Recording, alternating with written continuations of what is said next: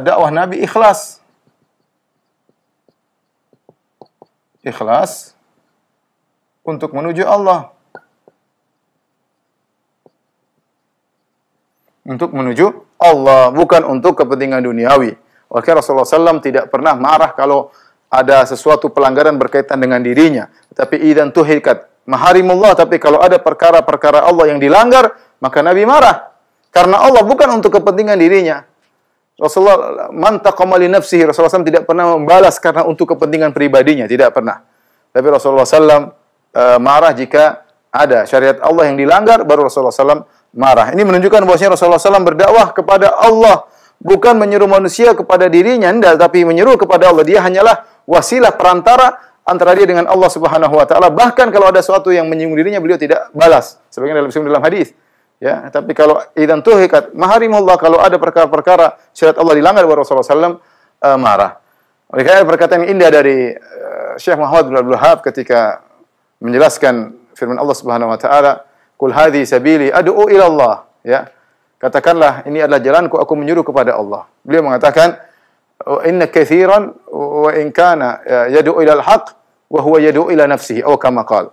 Kata Syekh Abdul Wahhab, banyak orang, banyak dai, meskipun dia menyeru kepada kebenaran, itu menyeru kepada Al-Qur'an Sunnah, tapi pada hakikatnya juga menyeru kepada dirinya. Ini penyakit, hati-hati.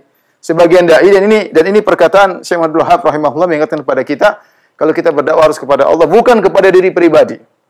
Bukan kepada diri pribadi. Di antara ciri-ciri seorang kalau dia berdakwah kepada diri pribadinya, bukan kepada Allah, kalau ada yang berdakwah selain dia, dia hasad, dia cemburu, dia dengki. Ini contoh satu. Kenapa dia dengki ada orang yang berhasil selain dia? Berarti dia tidak menyeru kepada Allah, harusnya dia bahagia.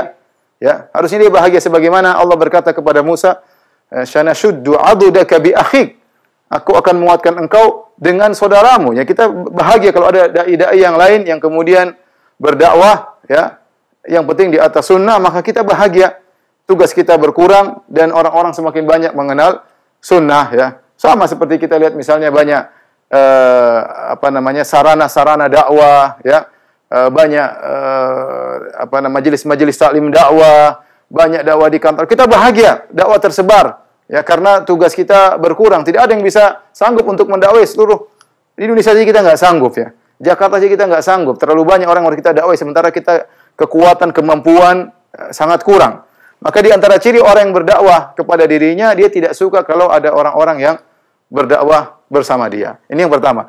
Ciri yang kedua, orang tidak berdakwah kepada Allah, berdakwah kepada dirinya. Kalau ada yang menyelisih perkataan dia, dia marah bukan karena syariat Allah dilanggar, tapi karena dia tidak mau diselisihi. Dia mau dia benar sendiri.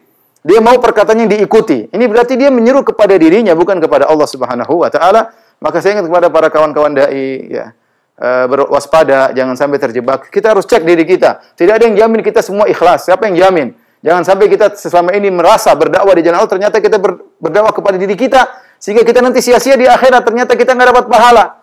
Karena dakwah adalah ibadah yang agung. Kalau tidak dibangun di atas keikhlasan, percuma. Jangan terpedaya dengan pengikut yang banyak, ya.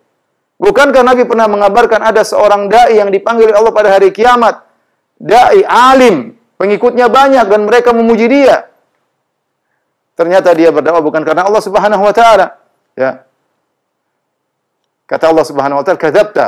Engkau berdosa. Engkau mengajarkan Quran, ya, bukan karena aku, tapi liyuqal annaka qari, tapi kau agar dikatakan kau ahli baca Quran. Wa qad qil, dan kau dikenal sebagai orang ahli baca Quran.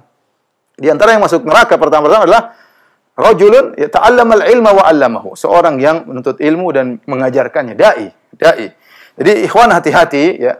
Ya, ini kita tidak bicara masalah dai saja, bahkan majelis taklim, ya, mungkin sarana-sarana radio, televisi, semuanya kita semua di rel dakwah. Masing-masing harus yayasan-yayasan, pondok-pondok. Kita menyuruh kepada Allah, bukan kepada yayasan kita, bukan kepada radio kita, bukan kepada sarana-sarana kita. Ini semuanya sarana, bukan tujuan. Ya, bukan kepada yayasan, bukan.